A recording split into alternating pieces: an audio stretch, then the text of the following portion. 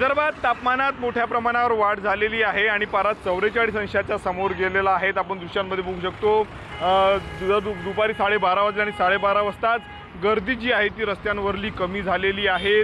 घराबाहेर पडणारे नागरिक पुरेपूर काळजी घेत असल्याचं आपल्याला पाहायला मिळतंय। हातामध्ये थंड पाण्याची बॉटल आणि चेहरा जो आहे तो बांधून अमरावतीकर घराबाहेर पडलेले आहेत। आपण दुसरीकडे टँकरने अनेक भागात पाणी पुरवठा केला जातो, त्याचे टँकर देखील शहरातून जात असल्याचं आपल्याला दृश्य पाहायला मिळत आहेत। अमरावती शहरासह ग्रामीण भागामध्ये जर आपण पाहिलं तर तापमानात वाढ झालेली आहे।